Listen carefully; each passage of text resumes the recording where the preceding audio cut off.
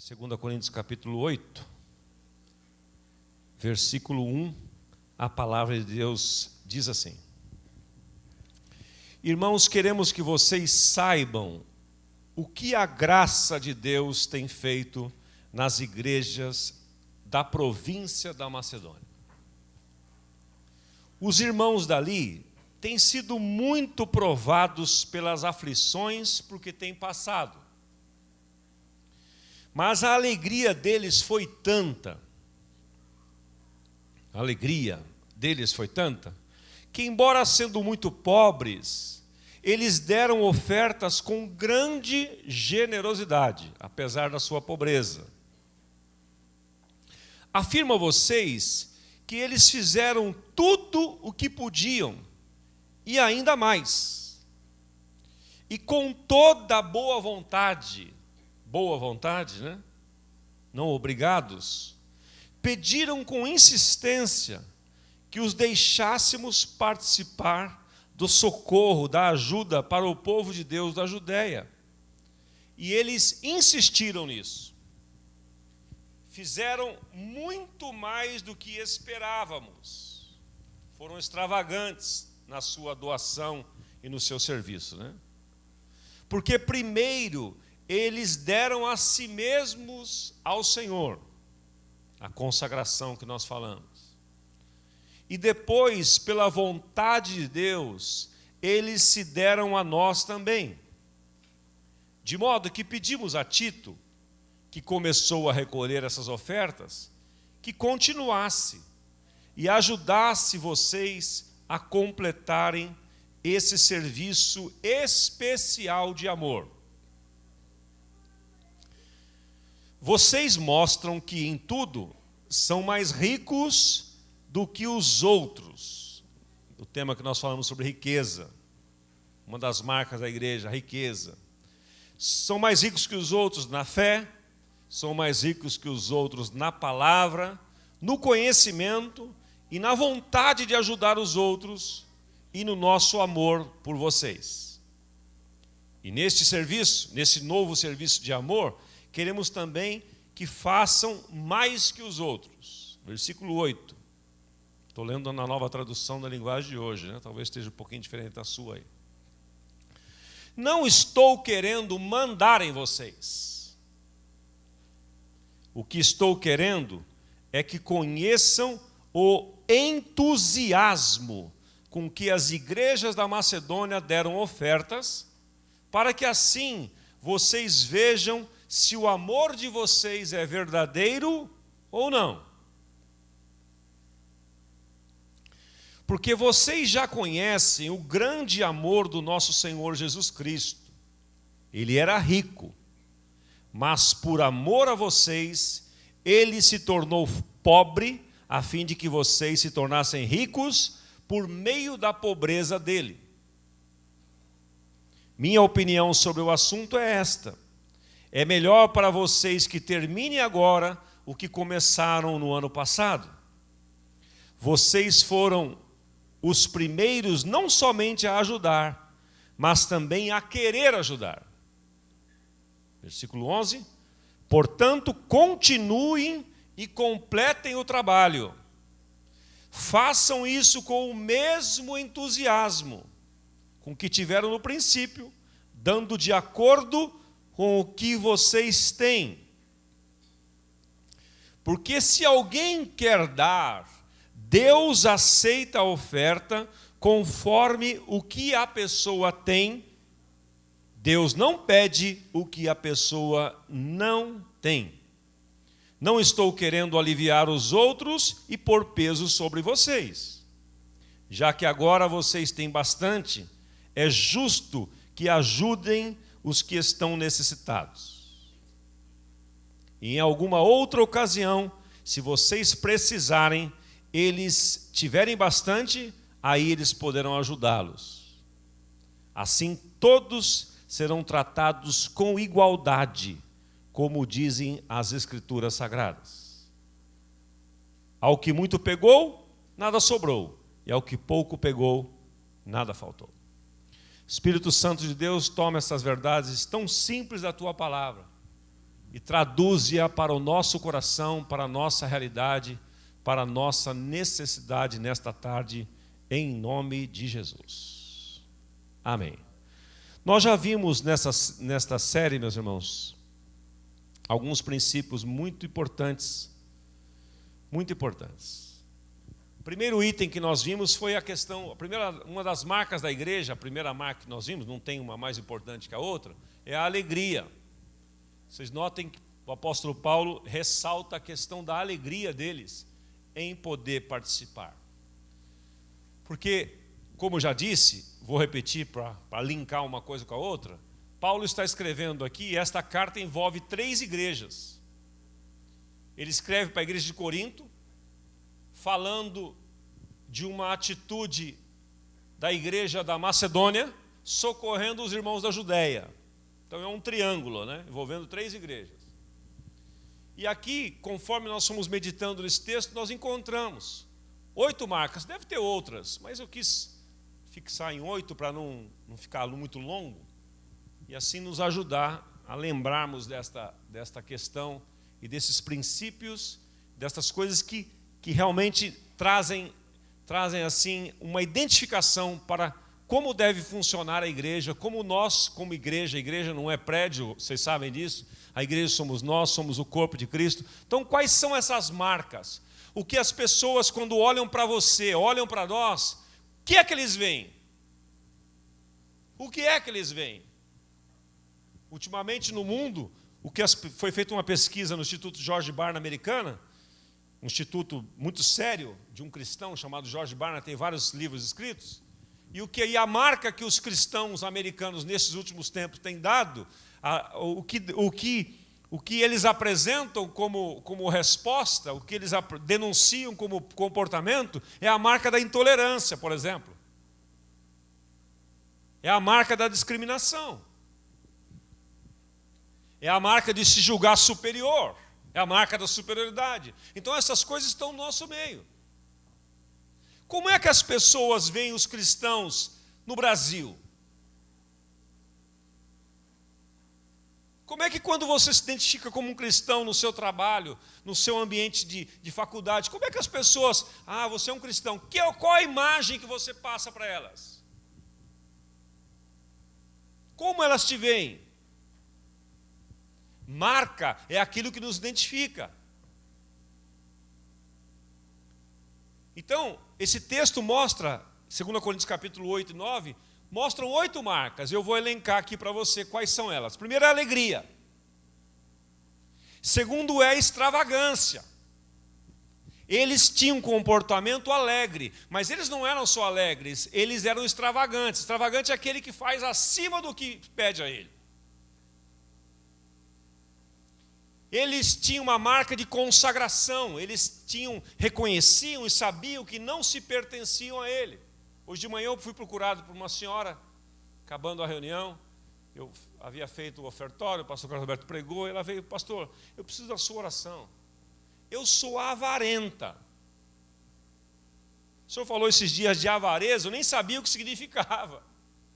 Acho que num culto, acho que ela veio à tarde ou num culto pela manhã, ela ouviu essa palavra avareza, eu descrevi o que era uma pessoa avarenta, ou a avareza, ela falou assim, eu sou avarenta. Eu falei, que bom. Não, pastor, não é bom não. Eu falei, que bom que você reconheceu, porque tem muitos que são e não reconhecem, aí não é curado nunca, não resolve nunca. Eu tenho apego ao dinheiro, pastor. Eu quero ficar livre disto. E aí eu compartilhei com ela que a cura para a avareza é a consagração. Porque quando você pertence a um outro, porque a avareza é idolatria, o amor ao dinheiro torna-se um ídolo, então Mateus 6,24 resolve esse problema. Porque Jesus disse, olha, vocês não podem servir a 2 senhores. Ou vocês amam um e desprezam o outro, ou desprezam o outro e amam um. Não tem jeito. Não há como servir a Deus e as riquezas. Não há como amar a Deus e as riquezas. Não há como pertencer a Deus e as riquezas. Então eu perguntei para ela, você já teve uma experiência de entregar sua vida a Cristo, Jesus ser Senhor da sua vida? Ela falou assim, sim. Então agora você precisa se apropriar deste fato da cruz do Calvário e renunciar este amor, este apego ao dinheiro. Mas como é que eu faço isso, pastor? As pessoas perguntam, é engraçado, né? Quem quer pergunta, quem quer saber pergunta, quem não quer saber, fica quietinho na dele. Que vai que eu fico sabendo. Vai que agora eu tenho entendimento.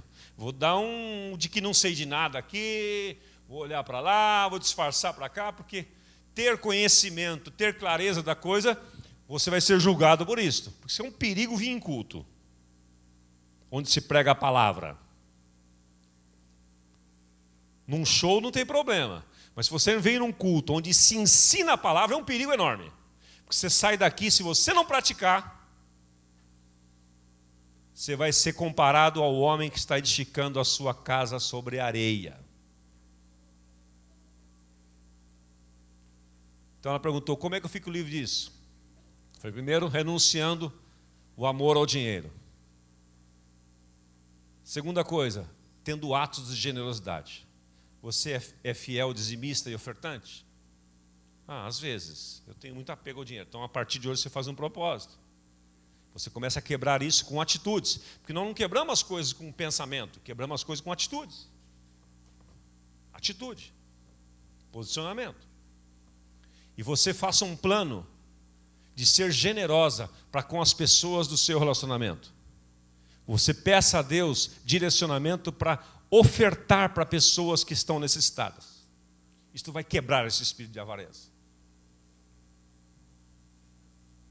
Como uma amiga nossa lá da comunidade de São Bernardo, ela começou a ouvir essas coisas, que o pessoal começou a compartilhar por aí, né?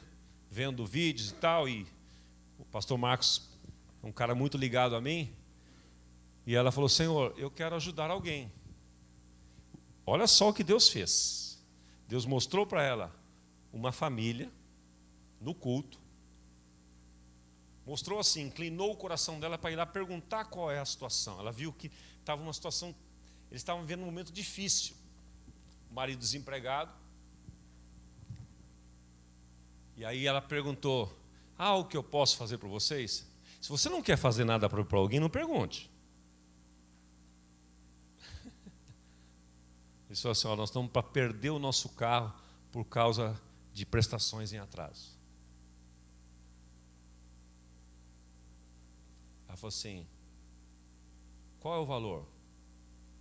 Qual a prestação que está? Qual o valor da prestação? X reais. O Espírito falou no coração dela, não vai pagar só a prestação não, quita o carro dela.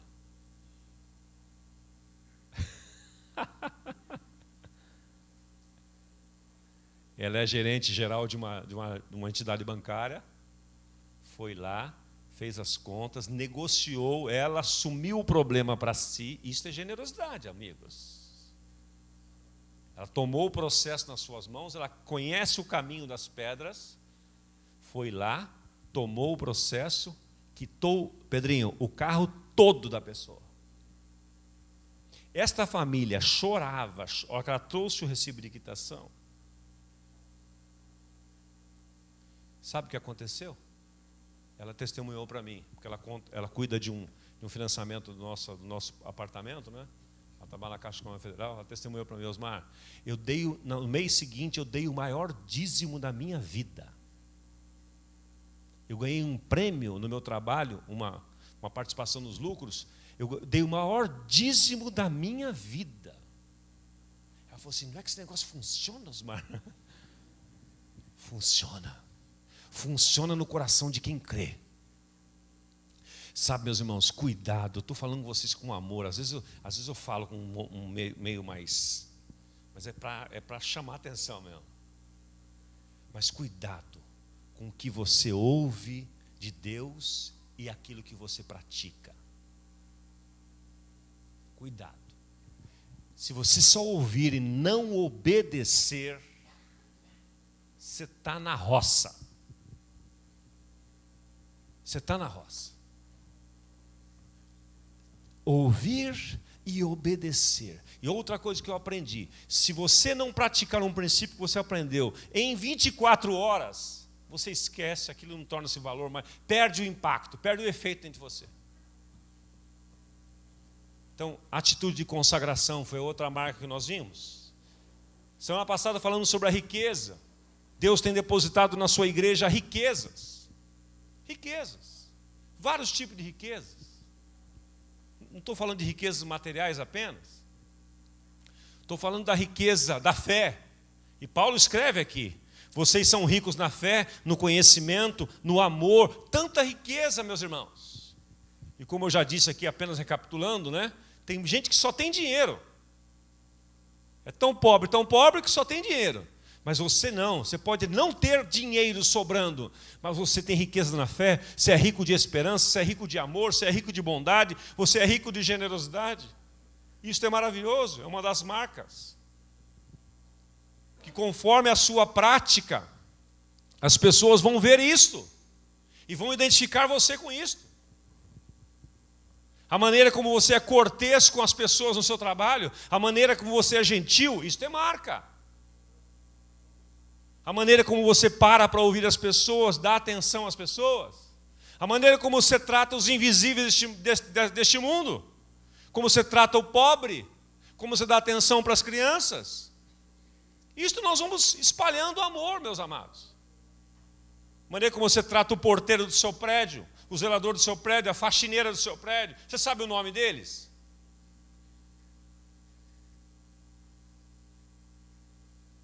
Quando sobra aquela pizza, 2, 3 pedaços, você guarda na geladeira, ou você esquenta e desce até a portaria e surpreende o porteiro, 11h30 da noite, numa noite fria.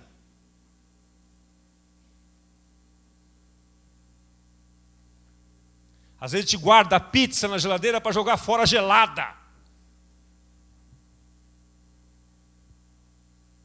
Essa é a sua marca, a marca do egoísmo, de pensar só em si. Vem o final do ano aí. Tem lá nos prédios de condomínio, a caixinha lá, você fala, esses caras estão explorando, me forçando. Custa você colocar um presente para eles?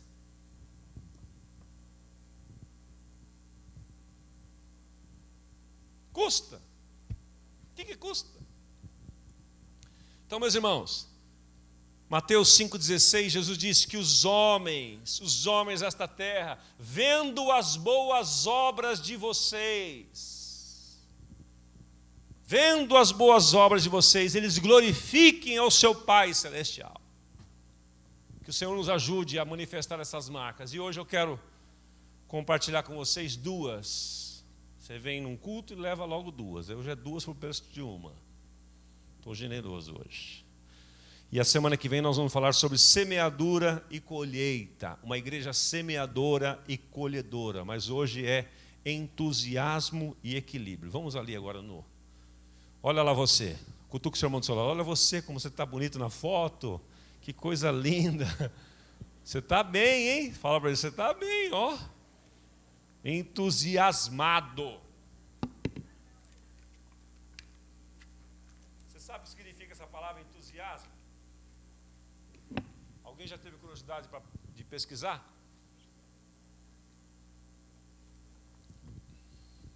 Vocês precisam ter mais entusiasmo. Mas eu pesquisei para vocês, vamos lá.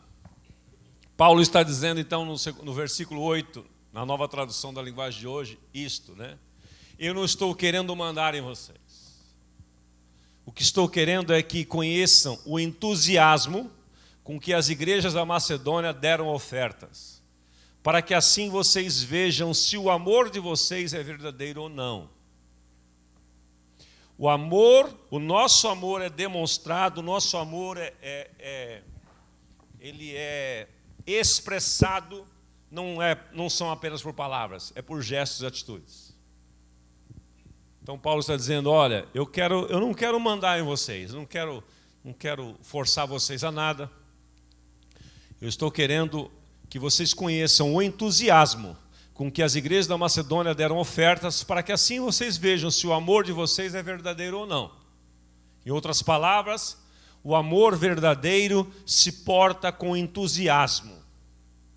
Quando você ama algo, quando você ama alguém, quando você ama uma coisa, ama um esporte, ama um clube de futebol, ama uma pessoa, ama o que você faz, ama algo ou alguém, não tem como você não demonstrar entusiasmo quando você fala. Quando você fala, seus olhos brilham. Quando você fala daquilo, sua expressão muda. O assunto está indo numa direção. A hora que você toca naquilo que você ama, o negócio muda. Você entra no assunto. Você completa aquilo. Você fala. Você se expressa. Você se posiciona. Você vai contra a opinião dos outros. Você não tem medo. Você vai. Porque quando você tem amor, você tem entusiasmo. Seguindo aí. No verso 11 ele repete a palavra novamente. Portanto, continuem e completem o trabalho. Façam isso com o mesmo entusiasmo que tiveram no princípio. Paulo está falando aqui agora, olha, cuidado, porque o entusiasmo às vezes ele faz isso. Então preste atenção.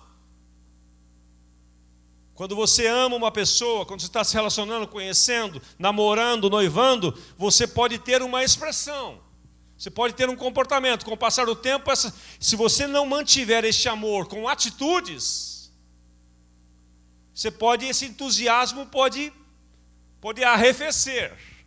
Então ele está dizendo, olha, mantenham o mesmo entusiasmo com que tiveram no princípio, dando de acordo com o que tem. Então a palavra entusiasmo, eu tenho uma definição dela aí, está pequenininho porque eu quis colocar tudo num slide só, mas eu leio para você aqui. Entusiasmo é uma admiração. É isso que significa a palavra entusiasmo, uma admiração, é um arrebatamento, uma explosão de alegria, uma excitação de maneira exagerada. Uma pessoa que é entusiasmada por algo, aquilo a arrebata. Ela sente uma excitação exagerada por aquilo. É um entusiasmo. Essa é uma coisa emocional, é um lado emocional. Por outro lado, em relação à verdadeira sentido da palavra, a etimologia dela, a palavra deriva do grego entousiasmos, né? Que significa ter um Deus interior. É em Deus, em Theos. Entusiasmo é em Deus, é ter Deus dentro, um Deus interior, é estar possuído por Deus. Olha que bacana essa palavra. Então, uma pessoa entusiasmada é uma pessoa que tem Deus dentro dela. É em Theos a expressão, né? Em Deus. Em Deus. Você está possuído por Deus. E se você está possuído por Deus, as características de Deus vão se manifestar em você. O fruto do Espírito vão se manifestar em você. Como diz lá Gálatas capítulo 5, versículo 22, mas o fruto do Espírito é alegria, amor, esperança, fé, longanimidade, benignidade, bondade, domínio próprio, perseverança. São 9 manifestações ali. Vamos tratar de cada uma delas aqui. É um bom tema para fazer uma série também. Então a pessoa cheia de Deus, ela manifesta essa admiração. Ela se sente arrebatada por algo. Ela está cheia de Deus. O entusiasmo pode ser descrito como um estado de excitação de alma, quando esta experimenta uma paixão excessiva. Uma paixão excessiva. Está tendo Fórmula 1 no Brasil hoje. Interlagos está lotado, meus irmãos. Eu vi agora uma notinha no UOL e o pessoal comentou comigo aqui. A corrida parou umas 3, 4 vezes já por causa da chuva. A hora que parou, a torcida vaiou, porque eles estão entusiasmados lá. Sabe quanto custa o ingresso de Fórmula 1? Eu não sei, mas é caro para burro. É caro. Você acha que os caras falam assim, não, mas vamos ver se o tempo, vamos ver se primeiro não vai chover, porque não tem cobertura, a não ser no paddock ali embaixo, não tem cobertura. O autódromo está lotado de gente entusiasmada. Eu vi agora na hora do almoço, mostrando os detalhes da corrida e coisa e tal. A turma está debaixo de chuva. A garoinha caindo, e os caras estão lá. Por quê? Por causa dessa paixão. É um estado de excitação de alma quando experimentam uma paixão excessiva. O entusiasmo pode também ser caracterizado por uma alegria, ruídos ou inspiração súbita. Na antiguidade, o entusiasmo era exaltação ou arrebatamento extraordinário daqueles que estavam sob a inspiração divina. Meus irmãos, era o entusiasmo que levava os primeiros cristãos a morrerem pela causa do Evangelho. É só você ver Atos, ver e ler Atos dos apóstolos. Os apóstolos eram presos.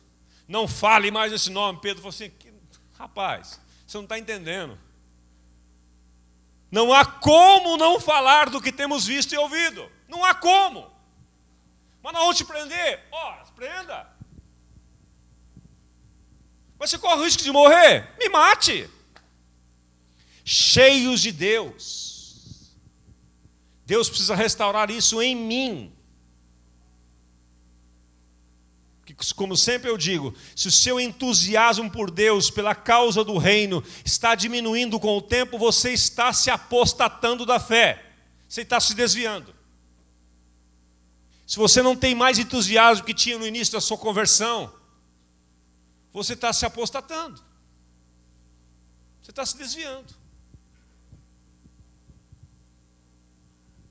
Seguindo aí, veja essa frase deste pensador que era um homem cristão. Tem muitas frases dele boas. O Ralph Waldo Emerson, ele dizia: nenhuma obra grandiosa jamais foi realizada sem entusiasmo. Vamos ler juntos ali? Nenhuma? Não tem jeito.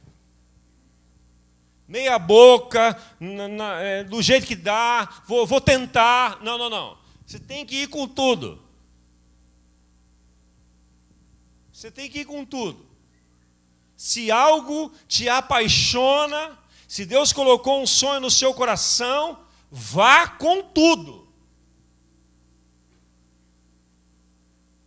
Porque nenhuma obra grandiosa foi realizada sem entusiasmo, ou seja, sem esta excitação interna, sem essa paixão. E a igreja de Cristo é marcada por isto. Os cristãos são marcados por isso. Uma das marcas dos cristãos é esta.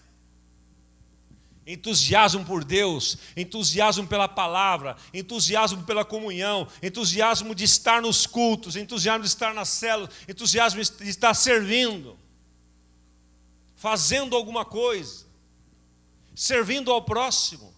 Esta igreja da Macedônia demonstrou esse entusiasmo, sabe para quê? Para dar para os outros, para abençoar os outros,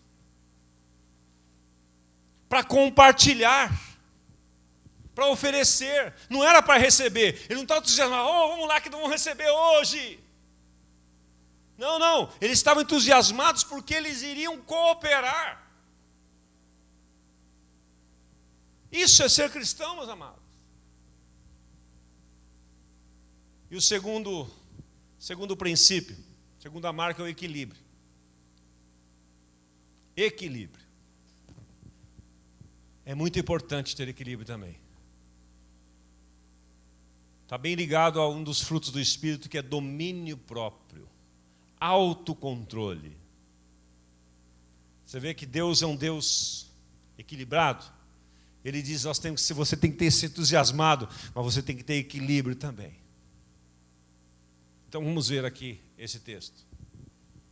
No versículo 12, Paulo diz, olha, façam isso com o mesmo equilíbrio que tiveram no princípio, dando de acordo com o que tem. Ele viu aquela igreja entusiasmada em oferecer, aquela igreja da Macedônia entusiasmada em servir. Ele puxa a coisa para o outro lado agora, dizendo, olha, que bom que vocês querem fazer, que maravilha, então vamos aqui. Porque se alguém quer dar, Deus aceita a oferta conforme o que a pessoa tem. Porque Deus não pede o que a pessoa não tem. Deus não quer que você dê nada que você não tenha. Em compensação daquilo que você tem, se você não compartilhar, isto vai ser cobrado de nós, cobrado de você. Ah, mas eu não tenho. Então tá bom, beleza. Agora, se você tem e guarda para si, abra comigo Provérbios 11, 24, por favor. Provérbios 11, 24.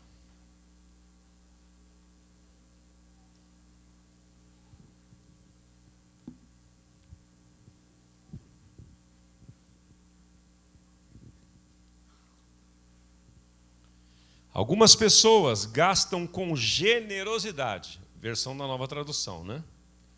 Algumas pessoas gastam com generosidade e ficam cada vez mais ricas. Outras são econômicas demais e acabam ficando sem nada, cada vez mais pobres. A diferença aqui está entre o avarento e o generoso. O generoso, ele compartilha, ele gasta, ele investe. E sabe o que acontece? Como essa moça que testemunhou para mim, Deus acrescenta mais. Deus acrescenta mais. Agora, há aqueles que são econômicas demais e acabam ficando cada vez mais pobres. O avarento, com o passar do tempo, ele vai perder tudo. Deixa eu contar uma história para você que é fato na história das famílias. Às vezes não é nem a pessoa que perde, são os filhos que queimam tudo depois. Deixa eu dar uma característica do avarento para você.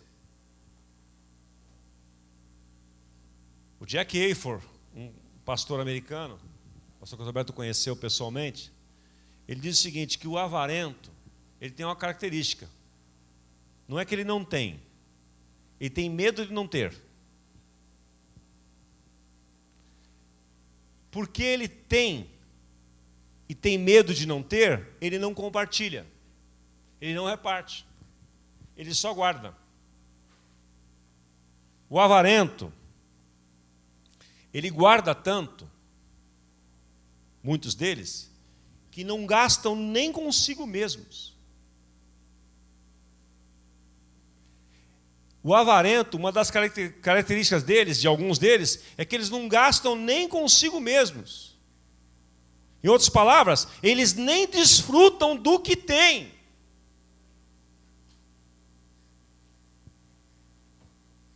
Eu já vi gente comprar carro zero, Sidão, comprar carro zero, andar 1, 2 anos sem tirar o plástico do banco, para não estragar o tecido. Não estou brincando. Você sabe o que é você sentar num carro em cima daquele plástico que vem da montadora?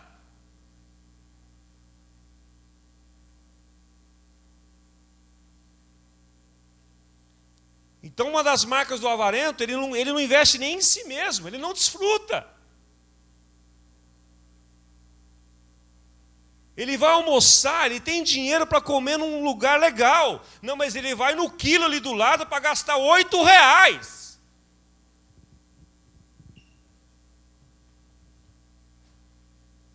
Meu Deus!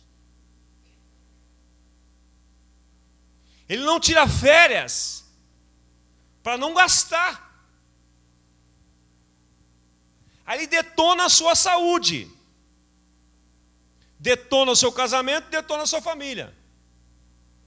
E se ele sai em férias, o outro, não, mas tem cara que sai, tá bom. Ele é tão avarento que ele fica controlando. Vocês vão gastar R$5 por dia cada filho aqui, um sorvete para cada um. Para! Férias é para gastar.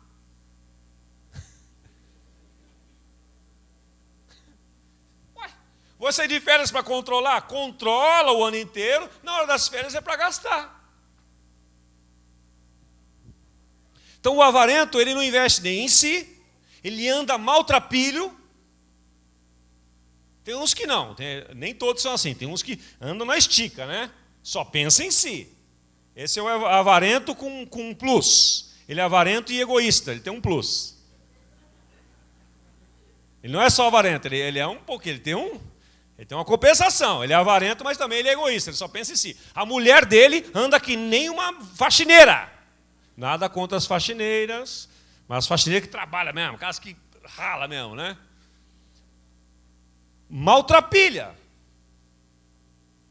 Não é capaz de pagar a mulher para ir num salão de cabeleireiros para retocar a raiz que está ficando branquinha. Quanto custa isso? Mulher é despesa, gente. Não quer ter despesa, não casa. Ora, casou, é despesa. Ou investimento. Então você olha para o cara, ele está na estica. Você olha para a mulher, está um bagaço. Esse é o avarento com um plus de egoísta. Sabe o que acontece com eles? Eles vão armazenando, vão guardando, vão guardando, vão guardando, vão guardando. Os filhos crescem revoltados. Quando os filhos chegam a hora de herdar aquilo do pai, eles derretem aquilo em anos, em pouco tempo. Derretem. Concorda comigo ou não? Você já viu histórias assim? Qualquer semelhança não é mera coincidência, são os fatos reais da vida. Então veja o verso 25 agora. Quem é generoso progride na vida. Quem ajuda será ajudado. É o que Paulo disse, olha, eu não quero colocar peso em vocês. Eu quero o seguinte, olha, cada um dê, conforme que tem. Que Deus não quer que você dê o que você não tem. Mas a partir do que tem. Por exemplo, agora, no dia 3 e 4 de dezembro, nós vamos fazer um bazar aqui no nosso estacionamento de frente. Nós vamos organizar ali, customizar esse espaço, botar um telão, vão ter música, essa rua vai ficar fechada, vai ser um dia de lazer aqui com as famílias e tudo mais, de convivência. O chamado G-Bazar, o Bazar da Generosidade. Então, eu dei uma recomendação hoje, para amanhã, de manhã, que eu vou, a partir dessa semana, colocar em prática em casa. Colocar uma caixa perto do nosso armário, onde estão as coisas, os utensílios e acessórios, roupas, sapatos, tudo. E conforme você vai mexendo durante o dia, eu vou começar a separar essas roupas que eu vou doar. Sapatos que eu vou doar.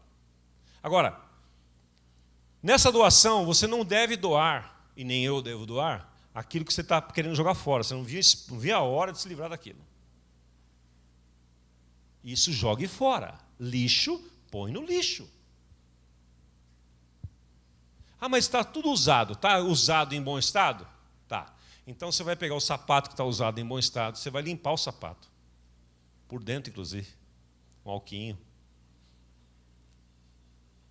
Pensa o seguinte, se eu fosse receber algo usado, como é que eu gostaria de receber?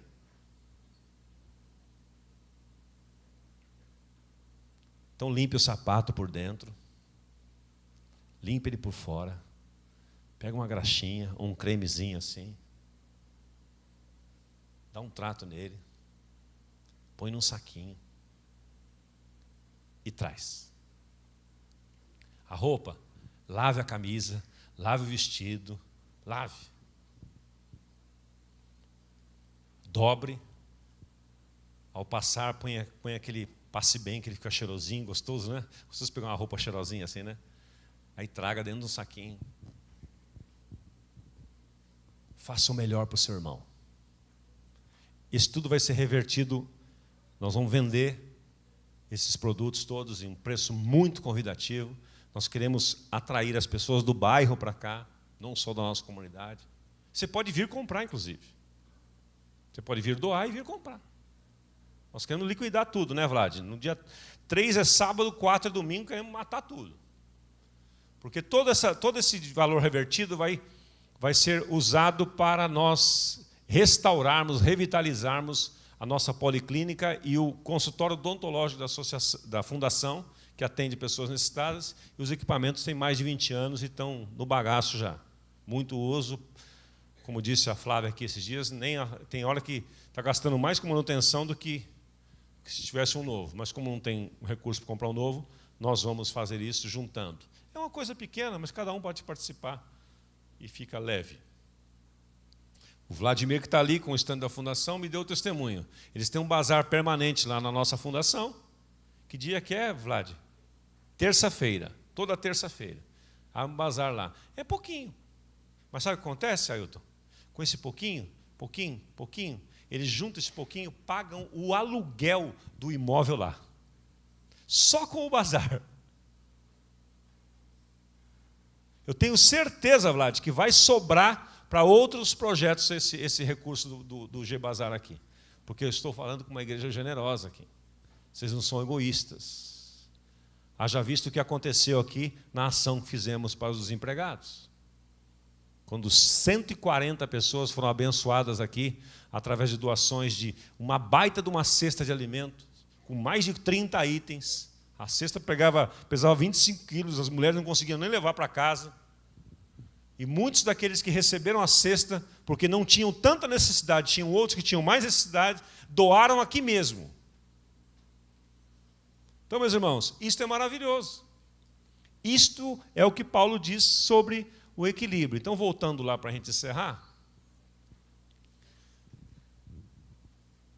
Façam isso com equilíbrio, porque Deus, se alguém quer dar, Deus aceita a oferta conforme o que a pessoa tem, e não como a pessoa não tem. Seguindo? O que significa equilíbrio? Significa harmonia, estabilidade, solidez. Uma pessoa equilibrada é uma pessoa que ela não é Maria vai com as outras, ela tem equilíbrio, ela tem solidez. Deus quer que você seja sólido, que você seja coerente, que você seja estável. Isso é equilíbrio. Tem gente que tem vezes que tem muito, não tem nada, vive uma gangorra. Não, Deus não quer isso. Isso cria insegurança para todo mundo. E nós vamos orar nesta tarde para que sejamos equilibrados e tenhamos entusiasmo. E a outra coisa que diz respeito ao equilíbrio é a proporcionalidade. Nós temos que fazer as coisas de maneira, como o Junião gosta dessa palavra ali, o pessoal do som, né? Equalizada, né? É ajustada, ajustando os níveis. Né? Uma pessoa equilibrada é uma pessoa que é amorosa, mas ela é firme. Ela é boa administradora, mas ela é generosa. Isso é equilíbrio. Ele é objetivo quando ele fala, mas ele fala com amor. É equilíbrio. Você pode ser objetivo ao falar, e você pode ser objetivo falando em amor. Então, que Deus nos ajude. O que mais tem, Lucas? Abra comigo, já que você está em Provérbios, abra comigo Eclesiastes capítulo 9, por favor. Está aí do ladinho, para frente um pouquinho, no próximo livro. Vamos encerrar olhando o conselho sábio de Salomão nesses versos aí. Você sabe que Eclesiastes foi o último livro escrito por Salomão. Ele não escreveu muita coisa, não. Escreveram bastante coisa do que ele falou, né? Ele declamou mais de 3.000 provérbios, diz. Mas o livro de Eclesiastes, ele escreveu no final da sua vida. Ele estava aqui olhando a vida para trás, né? Ele estava bem velhão, bem experiente, tinha feito bobagens na vida. Salomão, lembra-se dele, né? Tinha feito bobagens, escolhas erradas, se precipitou no falar, se precipitou nisso, naquilo. Então agora ele escreve Eclesiastes, que vale a pena você ler esse livro. E aqui no capítulo 9, versículo 7, ele diz assim: portanto, vá em frente, coma com prazer a sua comida e beba alegremente o seu vinho. Liberou até para tomar um vinhozinho aqui, né? Salomão é uma benção, né, gente? Que o problema não é o vinho, o problema é a embriaguez, né? Coma com prazer a sua comida. Ele está falando das coisas boas da vida. Estou falando aqui entre entusiasmo e equilíbrio. Trabalhe pra caramba, rale mesmo, mas coma com prazer a sua comida. Ao que você for almoçar com a família, põe o smartphone do lado. Coma com prazer. Faça daquele momento de refeição. Sabe qual foi o menu lá em casa hoje? Vou contar para vocês. Minha filha está trabalhando fora, então ela leva alimento e tal. Ela falou para a mãe hoje cedo, falou: mãe, estou com vontade de comer arroz feijão. A Anice fez um arroz feijão e ovo frito, com uma farinhazinha, e ainda tinha um bifinho. Mas que delícia! Ontem ela fez um pão caseiro. Você está ficando, hein, Cléo? Pelo amor de Deus. Então ela fez um pão caseiro que me remeteu lá aos primórdios da minha infância, junto com a minha mãe. Minha mãe fazia um pão caseiro maravilhoso. Então, meus irmãos, são as coisas pequenas da vida. Desfrute, é isso que Salomão está dizendo, desfrute. Desfrute. Coma com prazer o arroz, feijão e o ovo. Aquele ovinho frito, gema mole. E aquele ovo era caipira, né, Cláudio? O ovo era caipira? Caipira. Orgânico. Não é caipira, é orgânico. Desculpa aí, Cláudio. Então vamos aqui, né?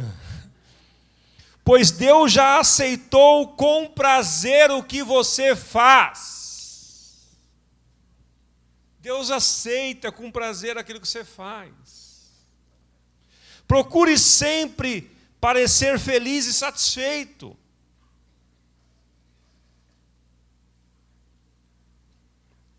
Enquanto você vive neste mundo de ilusões, aproveite a vida com a mulher que você ama. Está com a sua mulher aí do lado? Faz um elogio para ela agora aí, vai. Rasga um elogio aí. Aproveite a vida com a mulher que você ama, com o homem que você ama.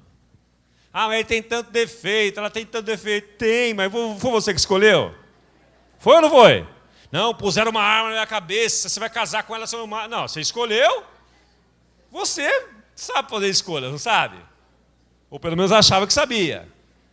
Quando tentaram falar para você, ela cuidar, você falou: não, é com isso que eu vou, o homem da minha vida. É o príncipe encantado. Então, abraça a causa agora.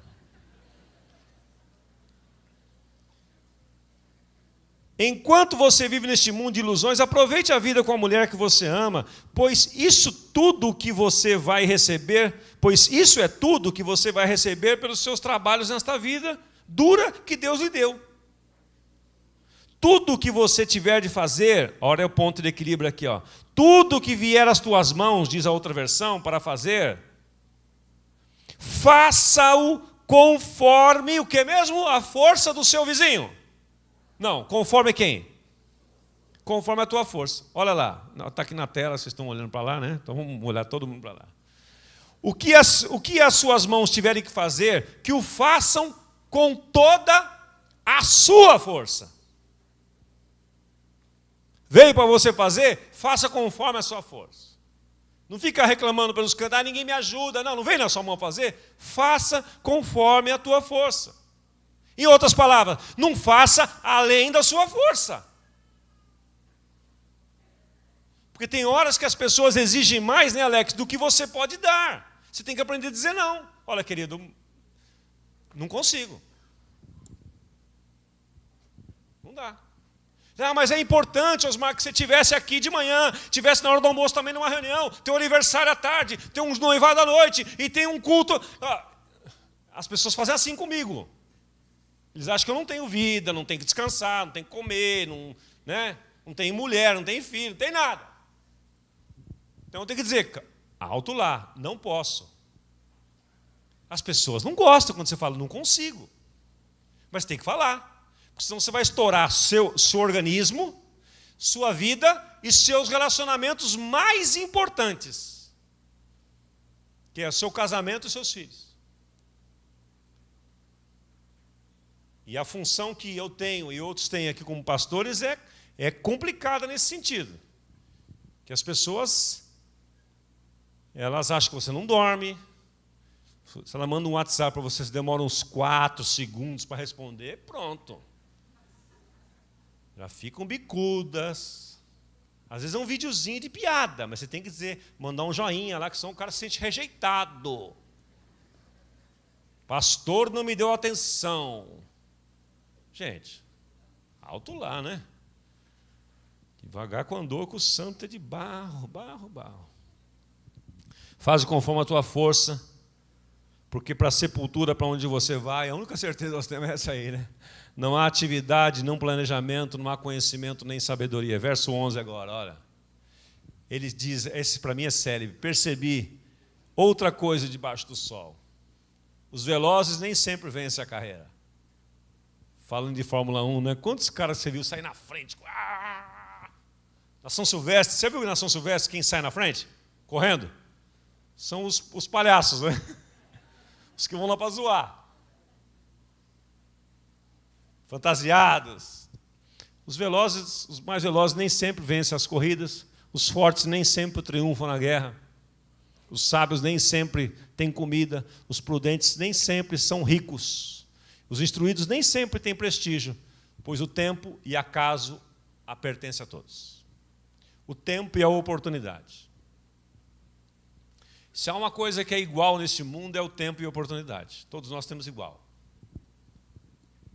O mesmo tempo e as oportunidades, segundo a orquestração divina e soberana, aparecem a todas as pessoas.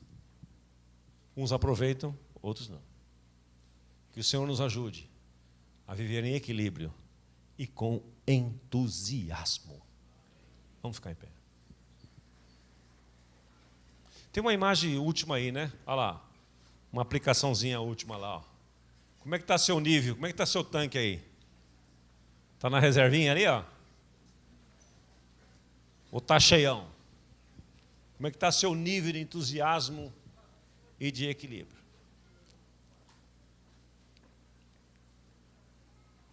Comente para a pessoa do seu lado aí. Fala para ela, olha, Deus falou comigo esta tarde, isto aqui, esse para mim foi o ponto. Fala para ele. Comente com ela aí. O que Deus falou com você?